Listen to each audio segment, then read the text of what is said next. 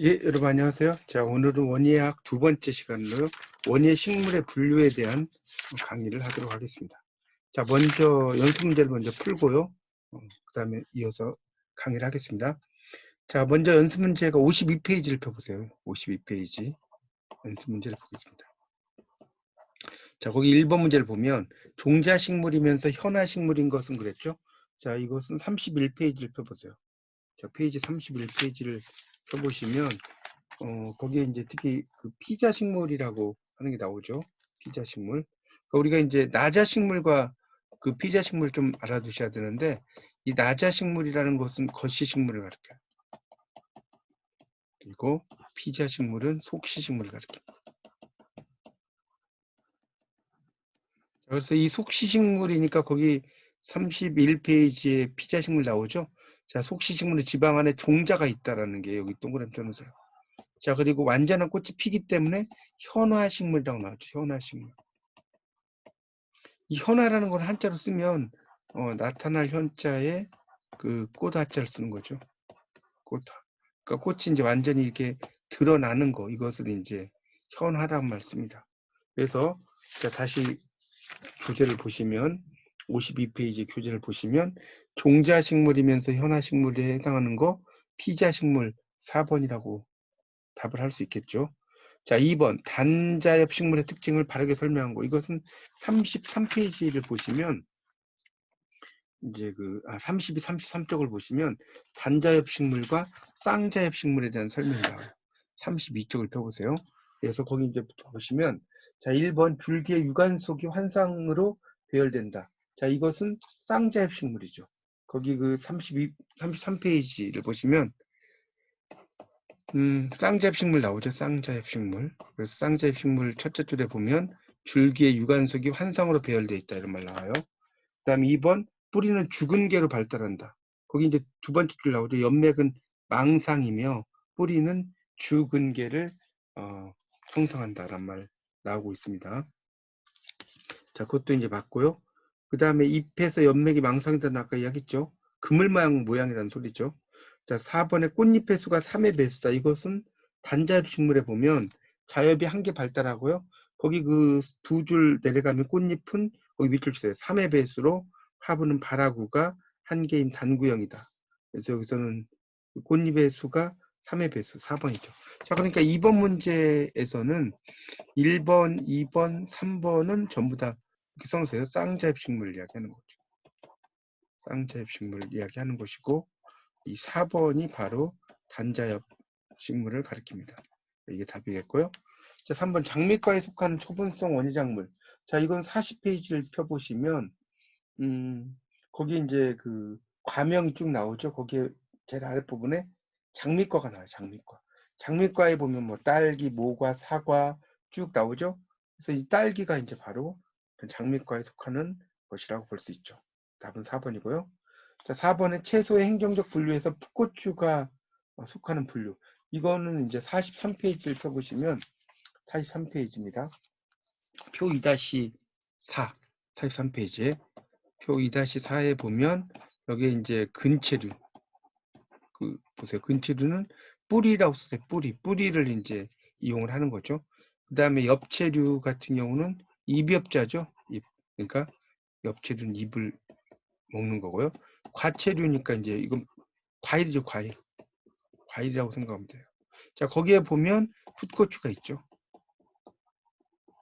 그 다음에 조미채류, 조미채소. 그러니까 조미료를 위한 채소라는 소리고요. 양채류라는 것은 서양에서 온 그런 이제 과일이라는 의미겠죠. 자, 그래서 이제 그런 걸 토대로 보시면 되겠죠. 그러니까 답은 1번입니다. 자, 관엽식물의 특징을 바르게 설명한 것은 그랬는데 이건 48쪽에서 49페이지에 보면 관엽식물에 대한 설명이 나와요. 그래서 이제 관엽식물은 거기 48쪽의 아랫부분을 보시면 잎의 모양, 색깔, 무늬 등을 감상한다. 그런 말 있죠.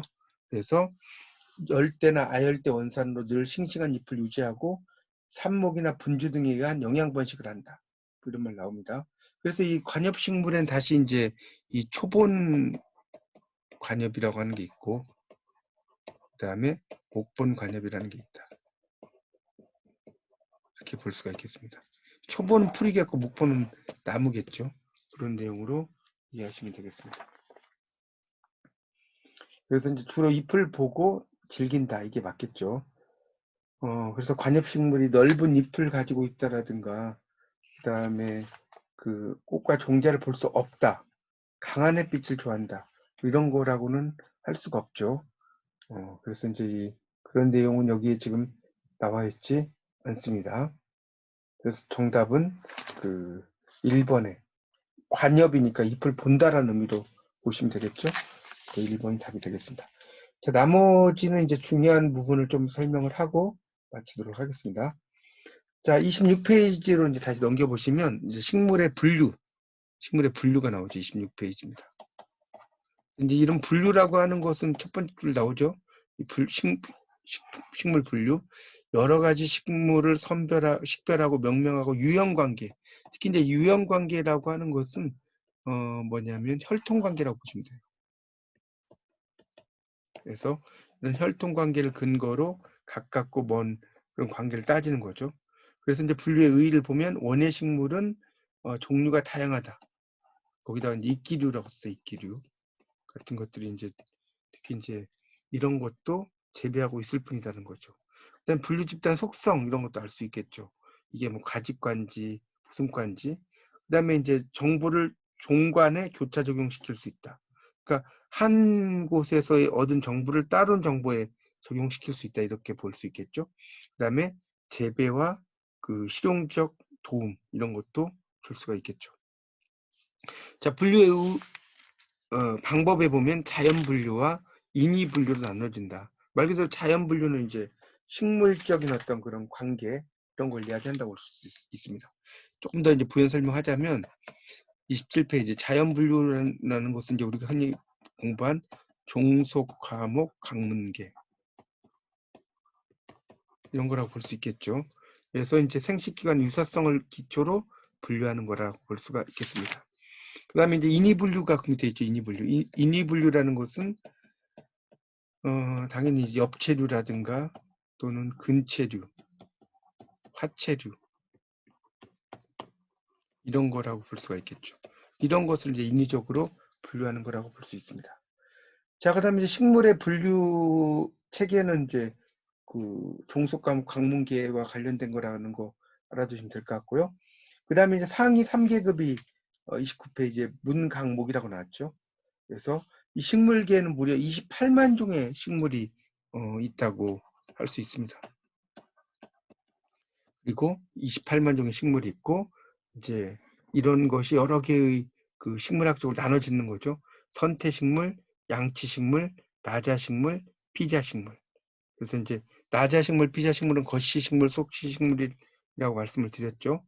그렇게 이제 나눠진다는 겁니다. 근데 주로 이 피자식물이 한 90% 정도를 차지해요. 속시식물이 아주 주종을 이룬다라고 볼 수가 있겠습니다. 자, 그 다음에 이제 30페이지로 가면 선태식물과 양치식물이라고 나왔죠. 이제 포자로 번식하는 것이 그 식물이고 꽃이 피지 않는 거죠. 꽃이 피지 않는 거. 그러니까 은화라고 합니다. 이 은화라고 하는 것은 이 은자가 스물 은자죠. 한자로 쓰면 꽃이 피지 않는다. 그걸 이제 은화라고 합니다. 그래서 이제 선태식물에는 뭐 이끼 종류고요. 양치식물은 고사리 뭐 이런 종류라고 볼 수가 있겠죠. 선태식물. 그래서 이제 선태식물은 특히 이제 이끼 정원의 장식 재료로 많이 사용되죠. 무려 16,000종이 분포한다고 나옵니다. 선태식물. 이 선태식물은 이끼식물과 같다. 자, 그 다음에 나오는 게 이제 양치식물이죠. 이 양치식물이라고 하는 것은 고생대 마렵에 이제 크게 번식했다고 볼 수 있어요. 번성했다고 볼 수 있습니다. 양치식물. 이 양치식물도 한 1380종 정도가 되어 있다고 볼 수가 있습니다. 상당히 많이 있죠. 자, 그 다음에 이제 나자식물과 피자식물이죠. 나자식물과 피자식물. 그래서 이제 나자식물은 그 은화식물이라고 볼 수 있어요. 은화. 저 위에 은화 한자 있죠. 그러니까 이 은화식물은 뭐냐면 꽃이 들어가 있다라고 보시면 돼요. 그리고 이제 피자식물, 현아식물이라고 그랬죠. 근데 둘 다 종자로 번식은 합니다. 종자 번식. 그래서 이제 그런 내용이 된다라고 볼 수 있겠고요. 그래서 이제 나자식물 같은 경우에 대표적인 게 소나무, 잣나무 이런 거예요. 소나무, 잣나무, 주목, 향나무, 은행나무인데 특히 이제 소나무 같은 경우는 침은 잎이 변형된 거죠. 잎이 변형. 그 다음에 나오는 게 이제 피자식물인데 이 피자식물에는 이제 옥수수라든가 난이라든가 잔디 뭐 이런 등등이 있겠죠. 자, 나자식물은 이제 거시식물이고 자방이 없고 종자가 노출되어 있다. 그런 것을 알 수 있죠. 꽃이 불완전하다. 이렇게 볼 수 있겠고요. 은하식물로 속한다. 그리고 이제 우리가 자방이란 말이 이제 많이 그 용어가 나오는데요. 자방이라는 말이 나오죠. 거기에도 보면. 그래서 자방이라는 말을 좀 설명을 좀 드리면 꽃에 있는 암술의 일부분이다라고 보시면 돼요. 꽃에 있는 암술의 일부분.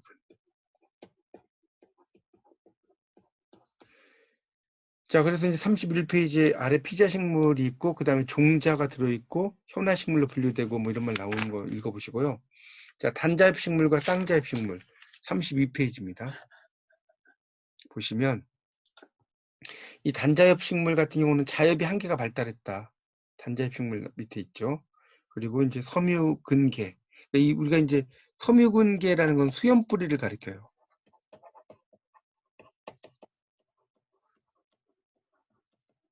여러분 교재로는 32페이지 밑에서 셋째 줄 위로 올라가면 나와요. 그다음 쌍자엽식물은 이제 아까도 설명드렸죠. 자엽이 2개가 발달하고 초본식물과 목본식물이 50%씩 차지한다. 자, 그 다음에 이제 하이계급의 과속종 나오죠. 그러니까 특히 이제 과속종에서 33페이지에 이 종이라고 하는 것은 이제 가장 최하위 단계라고 볼 수 있어요. 자, 그 다음에 종의 개념과 학명이 그 밑에 있죠. 종의 정의는 아주 비슷한 형질을 나타내고 상호 교잡이 가능하고 또 격리되는 개체군이다. 그 밑에 쭉 설명이 나와 있습니다. 자, 그 다음에 이제 34쪽으로 넘어가 보시면 이제 학명의 그 세 번째 단락이네요. 학명의 이제 국제식물분류학계에서 규정한 식물 명명 규약이 있어요. 거기 보면 린네가 제안한 이명법에 따라서 이명법이라고 나오죠. 자, 이거에 따라서 이제 속명과 종소명으로 구성하고 특히 이제 라틴어를 사용한다는 거. 그 다음에 그 속명은 명사고 대문자고 종소명은 형용사고 소문자다. 그래서 종소명은 속명의 성과 일치시킨다. 그래서 남성은 US가 붙고요. 여성은 아가 붙고요. 중성은 VUM, 붐이 붙는 거죠. 그리고 이제 이탈릭체나 밑줄 이런 것을 이제 쓴다는 거 알 수 있겠고요. 그 다음에 이제 반복해서 사용할 때는 두 번째부터는 첫머리 대문자만 사용해요. 첫머리 대문자. 그 다음에 잡종명은 종소명 사이 또는 속명 사이에 X. 잡종명은 X를 사용한다. 그 다음에 끝에는 명명자를 정체, 그러니까 보통체란 뜻이죠. 이렇게 사용한다는 겁니다. 그래서 이제 그 밖에 명명자 약칭은 권고안을 따른다. 린네는 L, 그다음에 린 등으로 표기하도록 권고하고 있다. 원명자가 있을 경우에는 L처럼 가로 안에 표시하고요. 명명자가 2인인 경우는 ET 또는 AND 표시를 넣어서 이렇게 표시를 한다는 게 또 나오고 있습니다.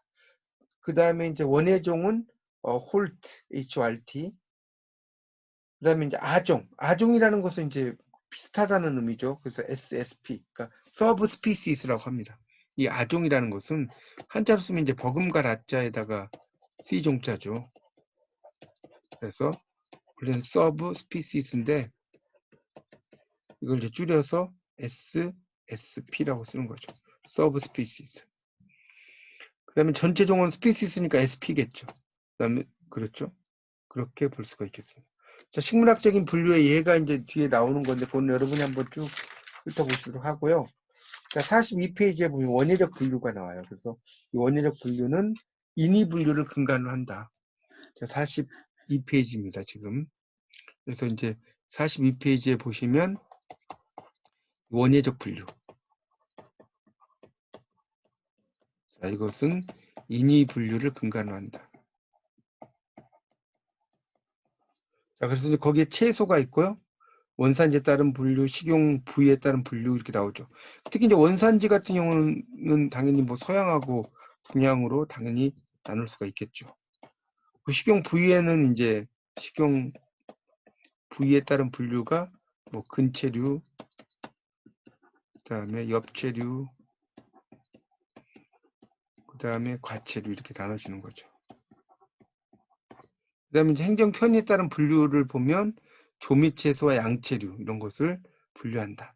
그래서 이제 우리나라의 그 채소류는 아까 설명을 드렸어요. 자, 과수에는 과실의 특성에 따른 분류 44페이지입니다. 거기에 보면 이제 인과류 44페이지. 인과류는 사과, 배, 모가 등 있다는 거예요. 그다음에 핵과류. 씨가 좀 큰 것들을 말하죠. 복숭아, 자두, 살구, 양행두, 대추, 매실 등 이런 것을 말하고요. 각과류는 이제 각과류라고 나왔죠. 껍질이 단단해서 깨서 먹는 거죠, 주로. 밤이라든가 호두라든가 아몬드 같은 거 각과류죠.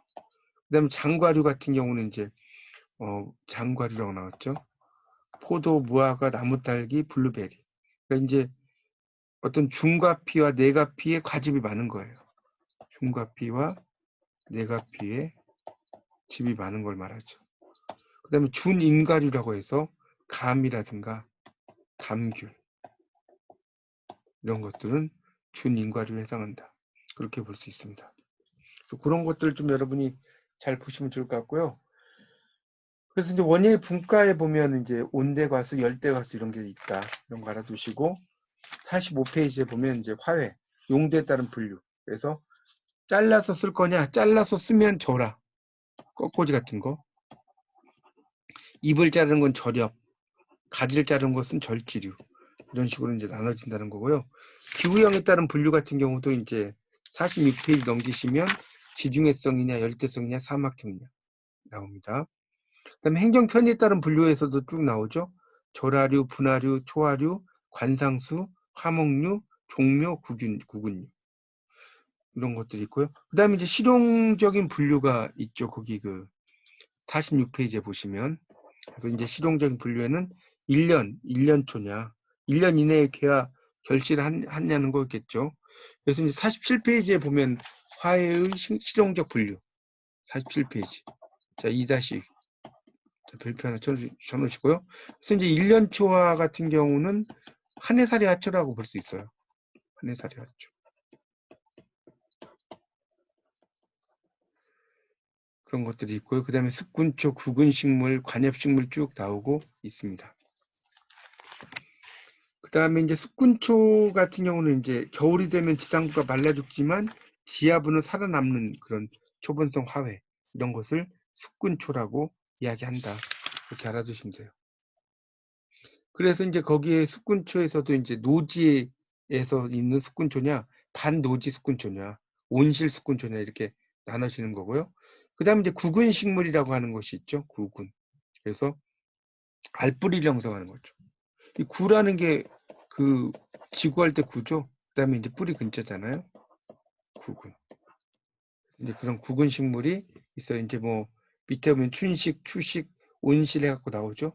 뭐 다알리아 같은 경우가 대표적인 구근 채소라고 볼 수가 있겠죠. 자, 그 다음에 이제 관엽식물은 아까 설명드렸고요. 그 다음에 이제 다육식물 49쪽에 나오죠. 이 다육식물 같은 경우는 이제 그런 물을 저장하는 기관이 있죠. 그래서 비대한 잎이나 이제 그 줄기를 가지고 있어. 근데 이제 여러분이 이 선인장과 다육식물의 차이점을 좀 알아두시면 좋겠습니다. 이 선인장 같은 경우는 당연히 가시가 있죠. 근데 다육식물은 가시가 없어요. 그리고 이제 특히 다육식물이나 선인장이나 약간 공통점이라고 한다면 물을 너무 많이 주면 썩을 수 있어요. 그래서 물을 많이 주면 좋지 않은 거죠. 그런 것들도 좀 알아두시면 좋겠습니다. 그 다음에 이제 난초류가 나오죠. 난초류. 동양난과 특히 서양난이 있는데 이 서양난이 이제 향기가 좀 없는 편입니다. 동양난에 비해서. 서양난은 향기가 좀 적다라고 볼 수 있어요. 그런 것도 알아두시면 되겠습니다. 그 다음에 이제 화목류라고 해서 이제 거기 50페이지 나오죠. 아름다운 꽃이 피는 목본식물이다. 그래서 내한성, 추위를 견딘다는 거죠.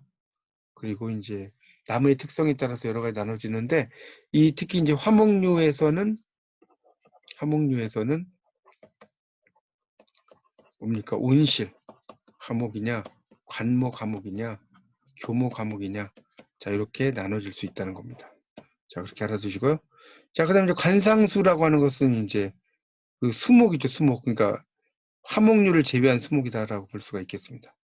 그래서 이제 조경수, 특히 이제 관상수 같은 경우는 조경을 하는 거, 그다음에 녹음이 우거진 녹음 있죠. 그다음에 울타리. 자 이런 그 기능을 하는 것들이 있어요. 특히 이제 조경 같은 경우는 단풍나무, 향나무, 소나무, 주목 같은 거죠. 녹음은 이제 느티나무, 은행나무, 플라타나스 이런 걸 이야기합니다. 녹음이 우거졌다. 그 초록색 그늘이란 뜻이죠. 울타리용은 사철나무, 그다음에 지똥나무, 그다음에 화양목 등이 대표적인 울타리 나무다라고 볼 수가 있겠습니다. 이런 것들 여러분이 잘 염두에 두시고요. 51페이지, 52페이지에 보면 전체적인 내용에 대한 요약이 나와 있습니다. 자, 이상 강의를 마치겠습니다. 여러분 다시 한번 복습하시기 바랍니다. 감사합니다.